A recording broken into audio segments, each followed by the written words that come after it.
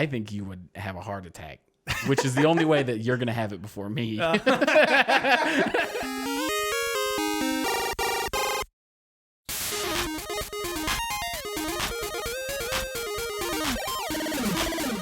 Welcome to the Nerd News Podcast, starring Tyson Cox and Tyler Waltz.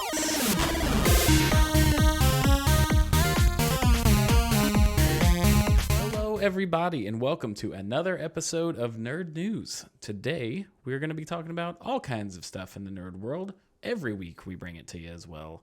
I am Tyler Waltz, and with me is my co-host, Tyson Cox. Good to be here, bud. Yeah, no, it is great to be here. I know I was a little bit fired up right up top because of the Outlast news.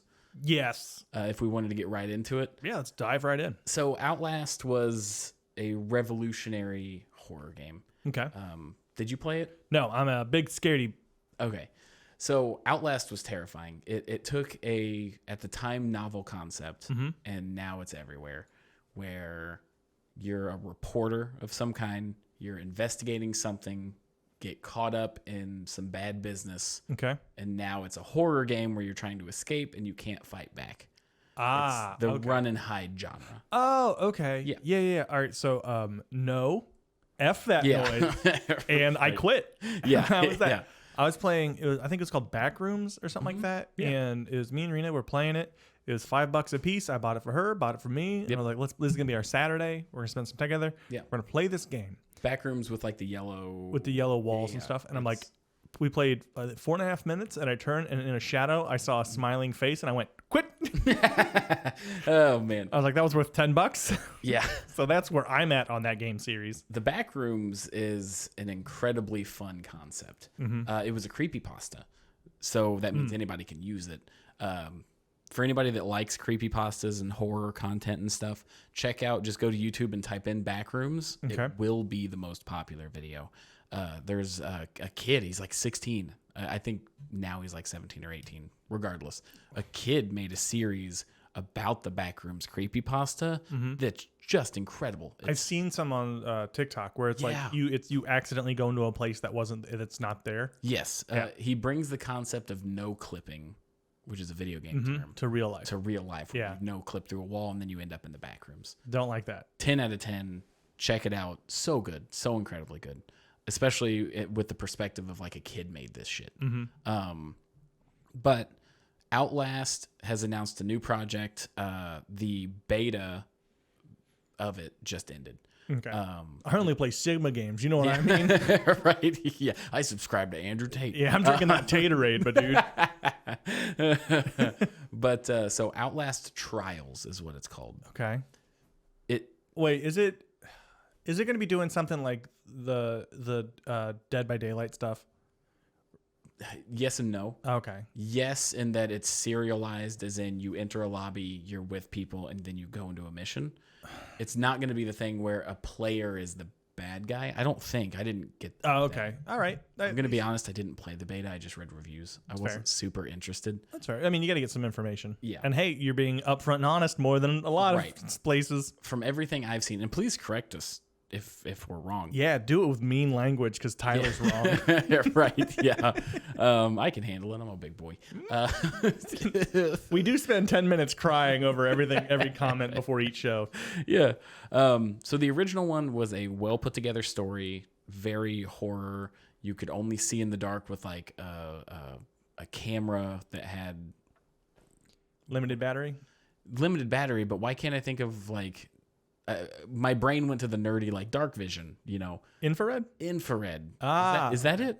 Yeah. Not where you see like the colors like red, night vision where it's just green. Yeah. It's just called night vision. Yeah. Really? I thought it had some technical term. I don't care. No. You're right. What are we, the news? Yeah. Nerd news entertainment. But you had a little camcorder that when you flipped it out, you could see the night vision through the camcorder. Okay. Extremely good horror elements. It was revolutionary for a reason. Now they're chasing trends. They are now doing like Phasmophobia was a huge indie horror game where you were a ghost hunter. All right. Like you literally pulled up in the van, you grabbed the equipment and you hunted ghosts, and each ghost had different things. Like if it did this and acted like this, if it opened doors, then you knew it was a ghoul. Okay. It was incredible. I would love it if it was that game, but it was based in like reality where ghosts don't exist. And so you're just walking around a house with your buds. Yeah, you're just scamming people that believe in something. Like you're in the next room, you hear a creak, and you're like, what was that? And the guy's like, sorry, I farted. Yeah. Right. That smells like sulfur in here. Yeah, I had Taco Bell. That's my bad. You overreact to everything to convince them that it really was a ghost. Yeah, your buddy breaks a mirror, so you then leaves the room, so you turn around. Yeah. Oh, I hate ghost shows so much. So now you're getting a team of people together to investigate things. It's very Phasmophobia type. Yeah. And it upset me that Outlast, as an indie developer, were on the cutting edge of creating trends and now just chasing trends they're fading into mediocrity. Okay. And it really bugs me because indie horror is the scene that I can expect the changes to happen. You know? Well, so indie horror has had some of the scariest games that I've ever played. Yeah. And I think it's because they don't have to have a huge budget. They don't have to have a huge market because you have your niche and they will buy it, they'll play it. Yeah. And that means you don't have to add in like fun cutscene combat or whatever. Yeah. Like the Slender Man game, hated it. It was great. I hated it. I mean, it was amazing. It was a horribly terrifying. I hate that. Like, when is it going to happen? Yeah. Like, I hate that, but they did a great job. What do you think the odds are of Outlast taking these trends that are popping up in smaller indie games, since they have a name, and they're going to do it well and do it right and actually like spotlight and showcase it? Not great. Well, damn. If Outlast 2 didn't exist, I would probably say like, yeah, they probably get a good chance. Oh, it was Outlast. So this is Outlast Trials is the third? Is the third. Okay. Outlast 2 was watered down Outlast. Okay. It seemed like, hey, we're trying to get something out because it's been a while. They released it. It was fine. It was the exact same thing. I mean, there was nothing changed. It was just boring. It's just generic. It was just Outlast with some different scenery. Which I guess suffering from success too early might be the thing. Like the band that's number one hit and they're a one-hit wonder because they can't live up to that first song. Yeah. Kind of feels like where Outlast is right now. Okay. But yeah, I think because other people have already done it better and they're now on the back burner with these people has really shifted the tone. Because we should play Phasmophobia.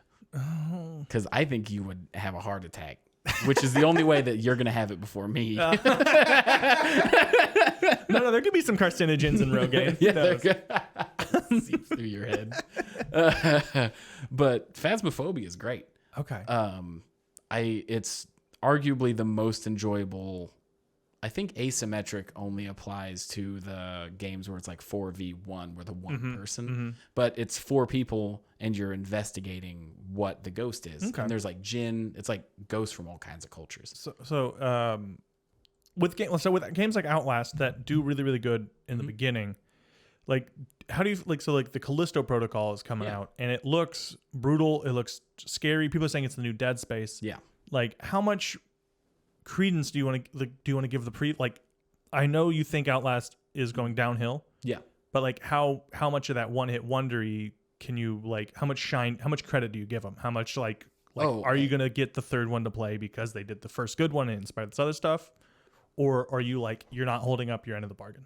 To me, this is more of a, you're not holding up your end of the bargain. Okay. I think there's enough examples of series that have been around long enough and renovated and like revolutionized multiple times, right? Well, like Borderlands, Mass Effect, yeah. I was talking in horror specifically. Oh, okay. Like, I was just talking in general. Like, it's not a impossible thing to do. No, not at all. Like we talked about the Resident Evil remakes, right? Resident Evil went from the single camera to more horror based. They then went to more actiony stuff, starting with Resident Evil 4. 4 was still pretty horror, but 5 and 6 were very actiony. And then they were like, hey, let's go back to our roots. We'll get rid of the single cameras, but it's all horror again. Okay. 7 and 8. And they 7 and 8 were phenomenal. Took off, yeah. Yeah, took off. So it's not impossible. You can have hiccups and come back. Yeah. Outlast, to me, is very much chasing trends. Yeah. Like, if they tried something new and failed, like what Resident Evil did with Resident Evil 5 and 6, that's fine. Resident Evil Tactics, the card game. Yeah, right. But if you try something new and you fail, I'll give you that. I'll try your next game. Okay. I know you're trying. It's when I watched the gameplay for Trials, I was like, oh, they saw the success of Phasmophobia and they are making Outlast Phasmophobia. Oh, okay. That's where my threshold of, all right, guys, like, what are you doing? You're not creative anymore. Yeah. Okay. I can see that. Yeah. You're the more of the horror guy than I am. Yeah. And it also depends on what they're going for too. Because like Outlast was the runaway panic strategic. You got to get away and sneak and maneuver. But Dead Space is more of an in-your-face horror with stuff popping out, and like you're in a survival situation. So that you can sounds fight back. More fun to me. Yeah, I hate. Like, I'm already useless in real life. Yeah. Yeah, I also like where you can fight back, but it also depends on what you're going for. Because if you're going for the fight back style, Dead Space 3 was garbage in my opinion because it was more actiony and they tried to make it co-op. Horror. Yeah, that's when EA bought it.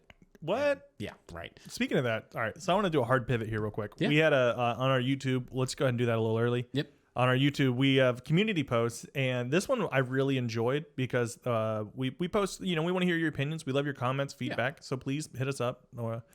And what was this one? Was the worst gaming company? Yeah, that's it. That's the whole worst gaming company ? Question mark. And then we gave 3 examples of ones that are either in the news now or just notorious. So we had EA, Blizzard, Ubisoft, and then I just put an other. If you commented, just you got a personal grudge against something else. Yeah. EA by overwhelming Runaway. Majority. Yeah. Runaway. 90 or 89% said EA and 11% said Blizzard. And this shocked me, and you knew that this was going to happen. Yeah. Yeah. So go ahead. Well, it's what I love is like Ubisoft is just bad. Like they're not evil. They're just like we goof up a lot. Well, when you phrase it as worst, it can be worst for many reasons. Well, I hate the fact that a gaming company it has the multiple reasons to be the worst now. Yeah. Where it used to be like, oh, they really did dirty my franchise. Now it's like, what ethical and what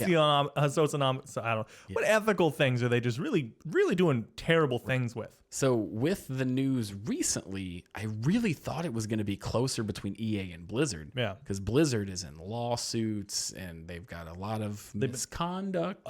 What a fun way to put that. Yeah. So Blizzard's been doing some really rough stuff. Nasty stuff. Yeah. And Ubisoft has just been an asshole when it's like, do you own your game? Yeah. Maybe for 2 years. Yeah, that's bad. But yeah, and we actually had a comment from a username that I adore.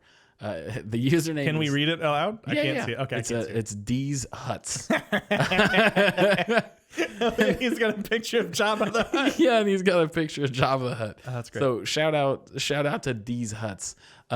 He put it in a very good perspective. Blizzard is in hot water right now, but EA is responsible for tons of like trends. Oh yeah. When it comes to, like loot boxes and microtransactions. That was EA.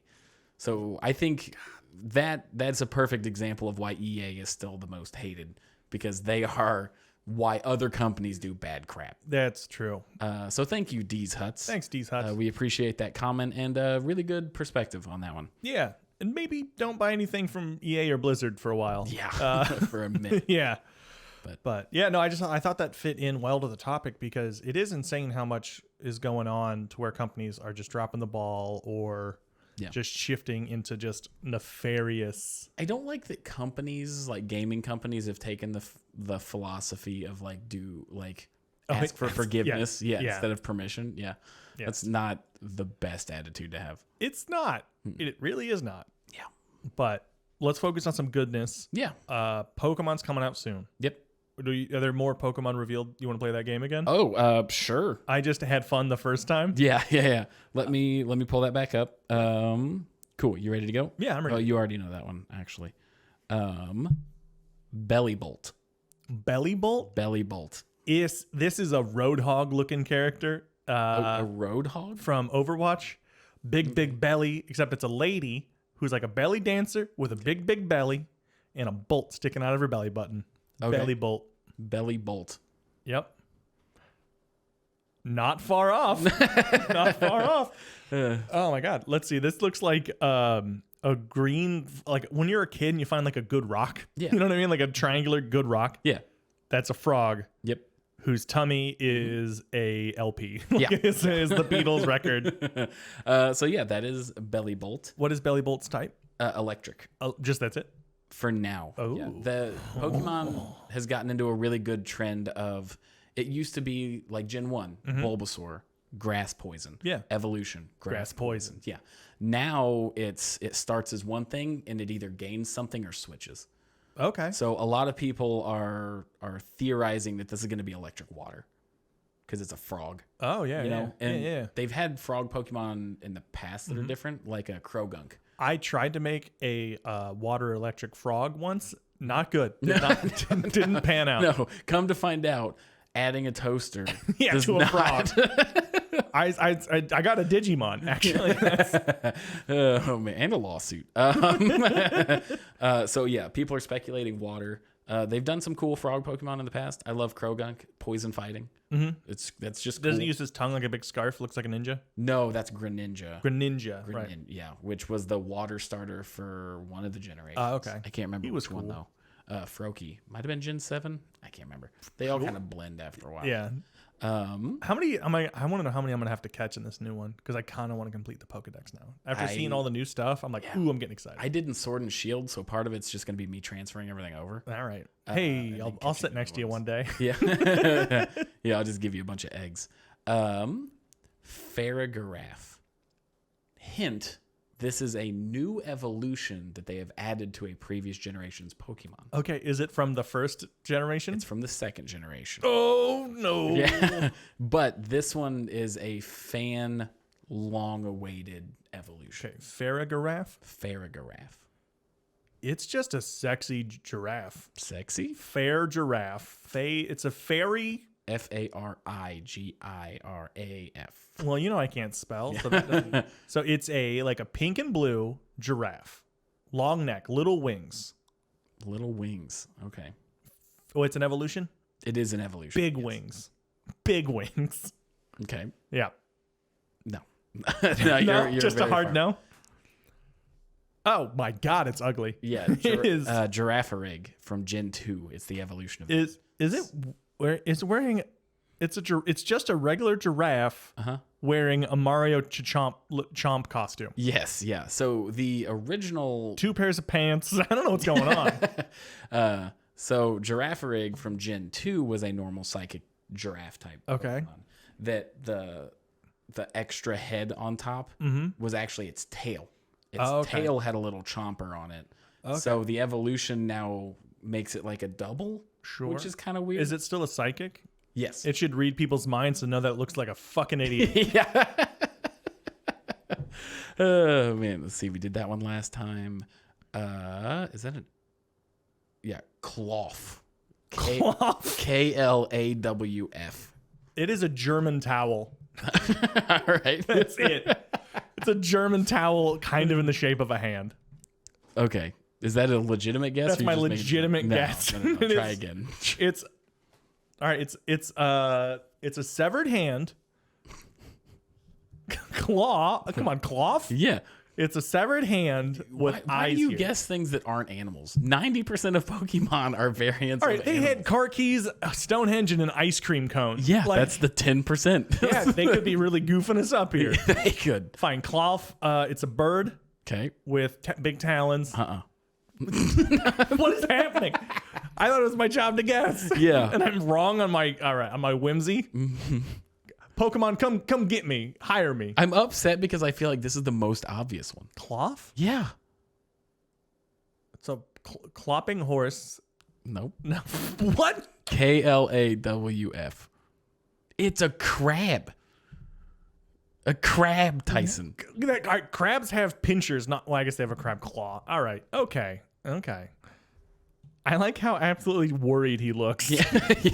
He's got eyebrows like Eugene Levy. Yeah. Well, it's and interesting. furry knee pads. This dude's a little disco Levy. Yeah. Well, he's a rock type. Hell yeah. How do you like the Ramones? But yeah, so I think it's interesting. Oh God, I hope he learns a move called Godsmack. A lot of people are noticing that a lot of the Pokemon that they're adding are of similar vein to older Pokemon. Like the keys, right? That was new. Yeah. they've had Krabby, they've had Crawdon, they've had shellfish like crab and stuff before, and they're adding more. It's convergent evolution. Crabs have evolved separately like 15 times. This makes absolute sense. Yeah, and I like it a lot because there is Krabby and there is all these. There was a bug, like crustacean type crab looking thing that was bug rock. Like they're realizing that they can come up with cool designs that are different enough to carry them. Yeah. And I like that a lot.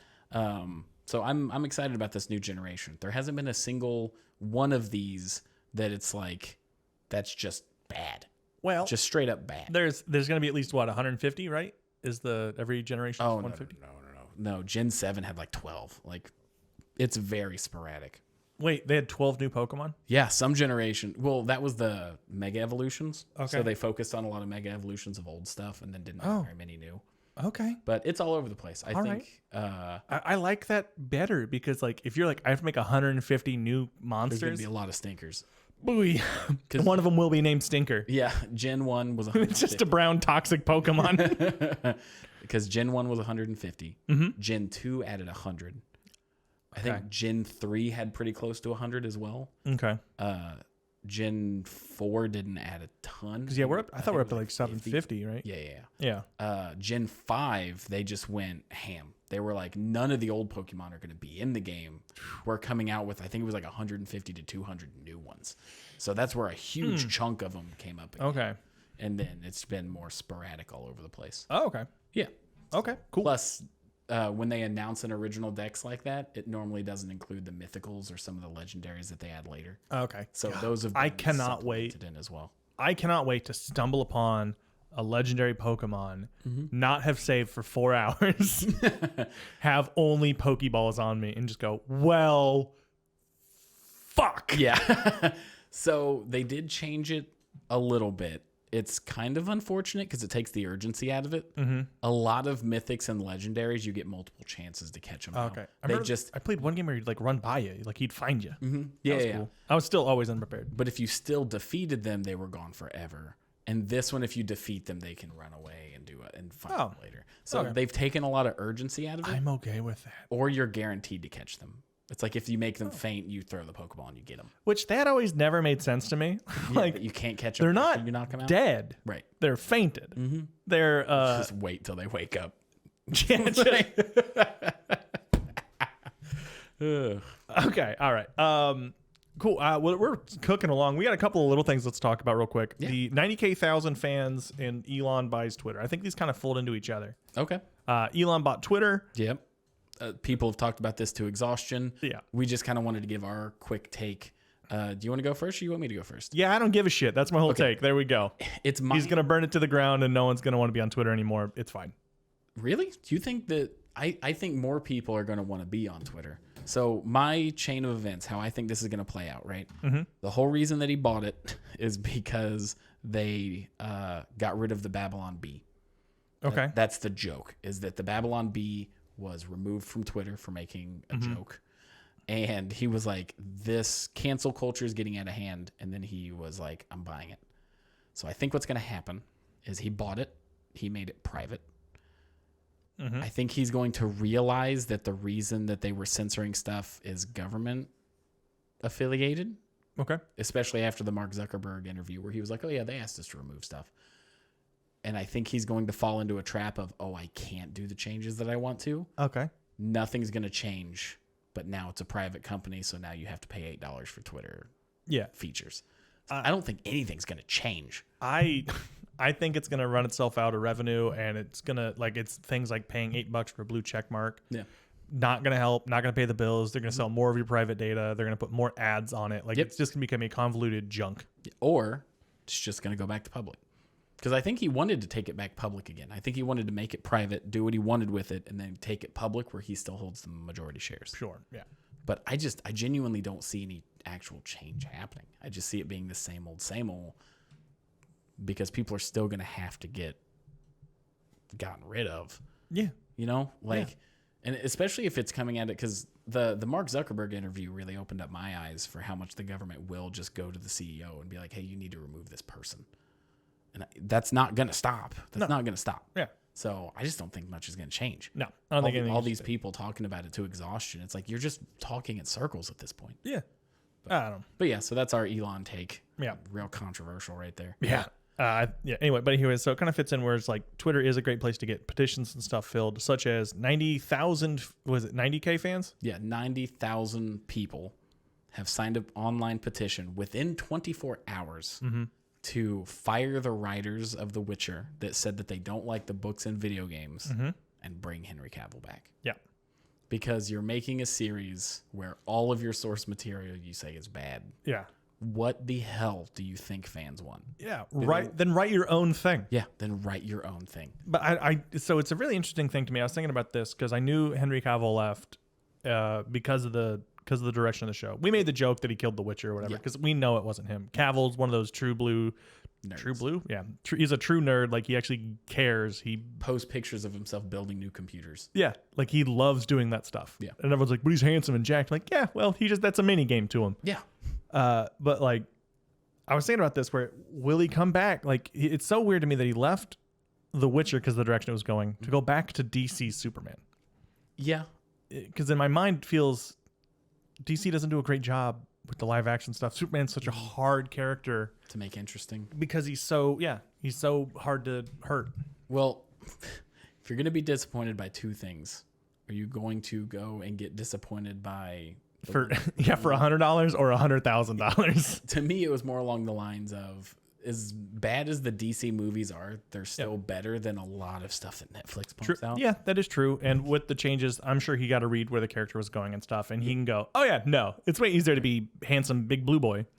Yeah. Well, Netflix is just so notorious right now for doing a bad job. Yeah. Like, a lot of their originals and stuff are just bad. Yeah. I think The Witcher was really the last thing I was holding out on for something good. It was good. Cyberpunk was good. Like, they have a lot of they have diamonds in the rough. Yeah, they have diamonds in the rough for sure. But yeah, I don't think even you could have 100 million. Well, maybe I don't know. I don't think 90,000 people is going to sway anything. Yeah, and also Netflix does a good job at ruining existing things. Yeah. So like Cyberpunk was original to a certain degree. Yeah.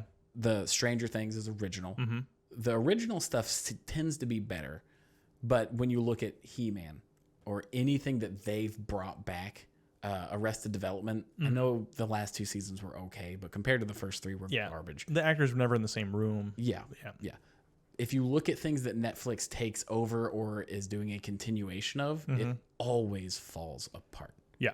Always. Yep. So I think he kind of saw the writing in the sand. He probably had one of those meetings where they were like, yeah, we want to go a different direction because we don't really like the books and games. And he was like, I'm sorry, what? He's like, the 2 things that I love, I'll go be Superman. Yeah. I'm pretty that's probably how it went down. I bet too. I mean, he's also got so much pull, and he's a beloved that this honestly might be a good way to get it back on track, is him leaving. Yeah. But I don't think so. 90,000. I don't think the petition, because to your knowledge, has there ever been a petition for like a show that got affected change? I don't think so. I think once they're set in their ways, they're set in their ways. Yeah. Unless it's the company saying, hey, should we make this change or this change? Yeah. That's about it. Yeah. But not really, no. Yeah. And then a quick thing, Humble Bundle has Pathfinder, Starfinder stuff out. $45 gets you, I think, everything currently out and a physical. And then one more thing in the Nerdverse, John Bernthal to return as the Punisher. Yeah, John Bernthal. Very excited. I'm so excited. I loved him in The Walking Dead as Shane. Oh, he's phenomenal. Hated him. Yeah. He did a great job as the Punisher. Yep, great job as the Punisher. Everything I've seen him in, unfortunately, he's one of them that kind of falls into the background characters. Like, he's been the bad guy in a few movies, and the stuff that he takes center stage is more like smaller projects. Yeah, but he's on the way up. Yes, what he did with the Punisher was wonderful, phenomenal. Both of those seasons were so incredibly good. Very curious about how Disney is going to handle the Punisher, since he's gonna be on Disney Plus, and like he literally murders a guy with a broom handle in one of the coolest fights in the show. Oh, like it's amazing. So I'm really curious what they're gonna do with it. His prison fight scene was I will YouTube that every now and again. Oh, it's so good. Oh man, that's because what I love about his and like the like that Netflix's version of those heroes is it wasn't one of those things where it's like slip slap beep bop boop, the high zoom cut slap shake cam boom slap. kick, dodge, punch. You know, it was like it was real gritty, rugged and gritty, and like you could see the actors were exhausted and they were not getting out of there clean. You know, like that. The hallway fight and Daredevil, Punisher's prison fight. Oh my God, so good. The only thing that worries me is the fact that Daredevil appeared in She-Hulk, and it was bad. But She-Hulk was atrocious. She-Hulk seemed like they were trying a new thing out, and then it didn't pan out. Did you watch it all? Yeah. Did I watched a this is what happened in She-Hulk, and it feels like a lie.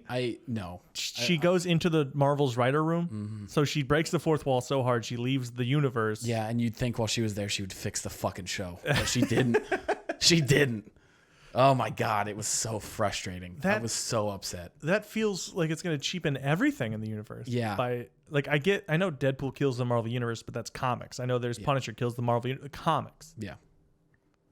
It's a different media. It's a different media. I don't know how, because they're playing this cheeky game of like what's canon and what's not canon. And did she say this? And it's just, She-Hulk could have been so good. Yeah. She-Hulk could have been great, but they decided to take the low-hanging fruit that tastes like shit. And it was so frustrating. I really hope they do a better job, because they've done okay with their TV series. Loki was fine. Winter Soldier was good. Captain America, Falcon. Falcon, like, no, some of Captain the stuff was America really now. Right. Yeah. Did great. WandaVision, amazing. I thought it was so much fun. Mm-hmm. They're getting way too lost in the weeds. Yeah. Like, we're getting Agatha was her name? Agatha, but that could be very good, because Agatha, the lead actress, is really good. Yeah. They're adding a lot of like fun things where it doesn't seem like it's gonna be lost in the weeds too much. I hope not, but spinoffs to spinoffs is a rough ask. Yes, but I think the thing with She-Hulk is like they were trying to do too much in one season. Yeah. But we'll see, because it shifted to like 3 different genres in its own season. Yeah. So, but I thought WandaVision was good. Moon Knight was mediocre. I liked Moon Knight. It was 50-50 for me. It was Oscar Isaac is phenomenal. Yeah. Huge fan. Mm-hmm. I liked it a lot. Yeah. Bad guy. Okay. I can't remember. Ethan Hawke. Yeah. Phenomenal actor. Like, I think it was I liked it a lot. Moon Knight got summed up into, that was a show that I watched. That was fine. That's fair. I wasn't mad. I didn't think it was great. Well, I think that's going to wrap it up for us today, guys. We want to thank you all so much for watching. But before we head out, Tyson, you got some dates coming up? Oh, yeah. So today is Thursday the 10th. I will be at Crackpots on the 11th for a showcase to maybe get me some club work there. So if people come out, that makes me look real good. Yeah.